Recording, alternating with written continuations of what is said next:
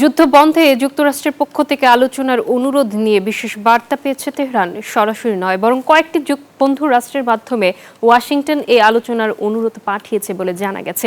তবে মধ্যস্থতা নয়, যুক্তরাষ্ট্রের সঙ্গে সরাসরি আলোচনা চায় তেহরান।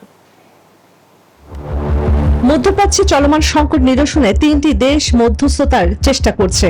দেশগুলো হলো তুরস্ক, মিশর ও পাকিস্তান। উত্তেজনা কমাতে এই তিন দেশই সক্রিয়ভাবে কূটনৈতিক তৎপরতা চালাচ্ছে। সংশ্লিষ্ট সূত্র বলছে, তিন দেশের নেতারই ডোনাল্ড ট্রাম্পের সঙ্গে ব্যক্তিগতভাবে ঘনিষ্ঠ সম্পর্ক রয়েছে।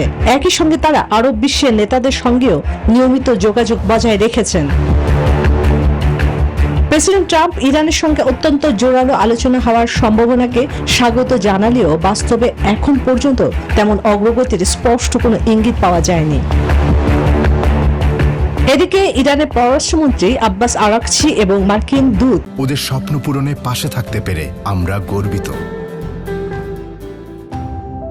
স্টিভ উইটকফের মধ্যে সাম্প্রতিক এক ফোনালাপের খবর পাওয়া গেছে। তবে সংশ্লিষ্ট সূত্রগুলোর দাবি, এই যোগাযোগ এখনো প্রাথমিক পর্যায়ে রয়েছে। এটিকে পূর্ণাঙ্গ আলোচনা বলা যাচ্ছে না। ইরান এখনো যুক্তরাষ্ট্রের প্রতি গভীর সন্দেহ পোষণ করছে। এর আগে 2025 সালে ফেব্রুয়ারি ও জুনে নির্ধারিত 2 দফা আলোচনা শেষ পর্যন্ত ভেস্তে যায়। তেহরানের অভিযোগ, যুক্তরাষ্ট্র সমর্থিত ইসরায়েলি হামলার কারণে সে আলোচনা আর এগোতে পারেনি।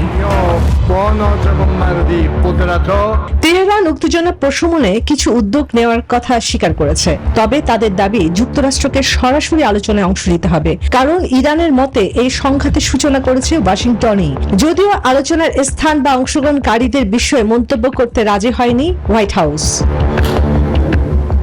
বিশ্লেষকদের মতে, সরাসরি সংলাপ শুরু হলে সংঘাত কমার সম্ভাবনা তৈরি হতে পারে। তবে দুই দেশের দীর্ঘদিনের অবিশ্বাস বড় বাধা হয়ে দাঁড়াতে পারে বলেও আশঙ্কা করা হচ্ছে।